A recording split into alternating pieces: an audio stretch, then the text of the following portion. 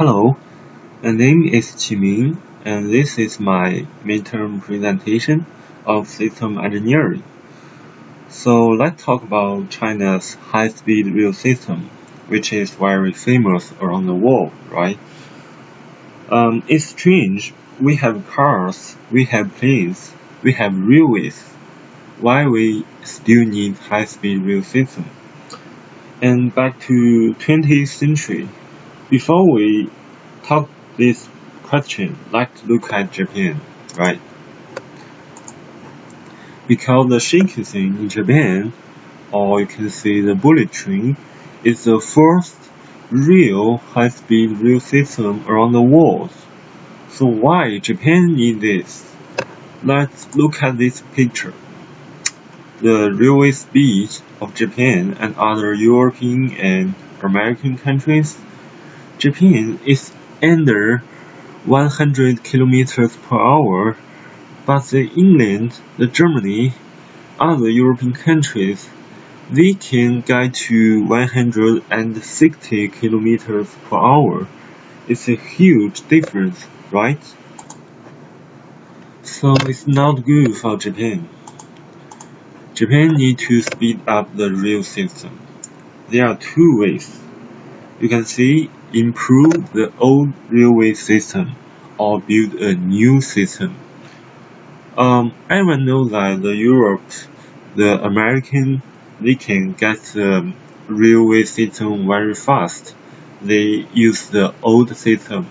So we can see the Japan can also use the old system, right? But there is a problem. So Japan's rails are very narrow. Obviously, a train can't run very fast on a narrow rail. It's not safe. So if Japan want to make his rail system more fast, it's hard to let them to build a train on the old railway system because it's too narrow. The car can make some accidents, right? So Japan need to build a new system. But build a new system needs a lot of money and also meet a lot of challenges, right? Because it's a new thing. As before, we say that Japan is the first country to build a high-speed rail system. So anyway, Japan, they succeed. They built a new railway system. So that's a huge impact on Japan people's life, on Japan economy, and it makes Japan city, they connect more convenient. So it's a very good impact on Japan. And what's the relationship between Japan and China? Everyone knows the impact on Japan. It changed Japan. It made Japan's economy rise very fast at that time. So there are many reasons why we need to start Japan. For example, the choices between old system and new system. This situation is very similar between Japan and China. And also, they are all the Asian countries. They have the same challenges, right? So even the way of thinking, the Japan and China people, the way of thinking is the same. So when they meet some problem, they solve this problem. It's the same way. So China can look at the Japan how they solve this new system, right? So now let's back to the world. Whether the world needs high-speed rail system or not, the answer is yes, right?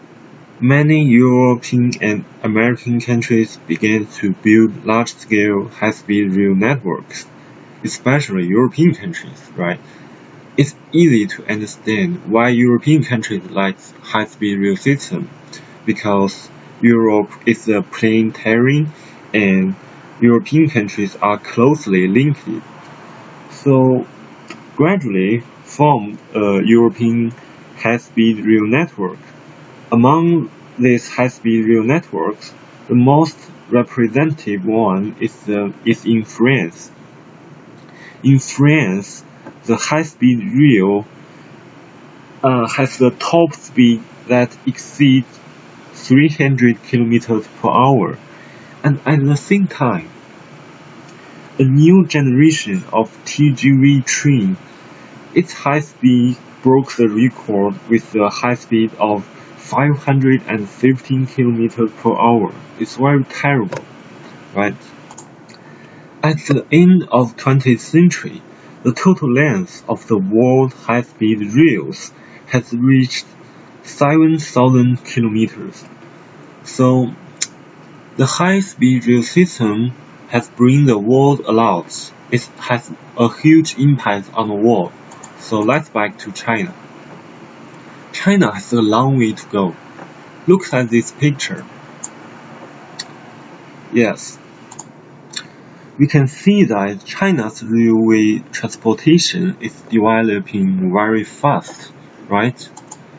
And from east to west, it's 5,400 kilometers, and from north to south, it's 5,200 kilometers. So it's totally different between the European countries. China is very big. Even though it has many people, but it's still very big. So it costs a lot of money for China to build a high-speed rail system. For example, you build 1 kilometer and you cost 10,000. Oh, sorry, it's 100 million yuan to build 1 kilometer's high rail system, right? So, and also China has a very complex terrain. And also after 6 times of speed up, the average speed in China rail system is 71 kilometers per hour. It's very slow, right? So China needs high-speed rail system. And in 1998, from 1998 to 2004, more than 20 cities in China have studied and developed high-speed rails. So after 2004, China has 28 railway lines with the speed of 200 kilometers per hour, and the total length of China's high-speed rail lines will also reach about 20,000 kilometers. So the overall high-speed rail network is expected to form in 2020, this year. In addition, the economy and social benefits brought by the 6-speed increases are obviously to all, which fully proves that the high-speed rails has strong impacts on Chinese society, right? But it's also part of the China. The most part of the China railway system is also the old system. So the China need to build a new system, a real high-speed rail system. But China is many years behind the Europe countries, and such as Germany and Japan. But it's also an advantage because it can gain experience from other countries in building high-speed rails.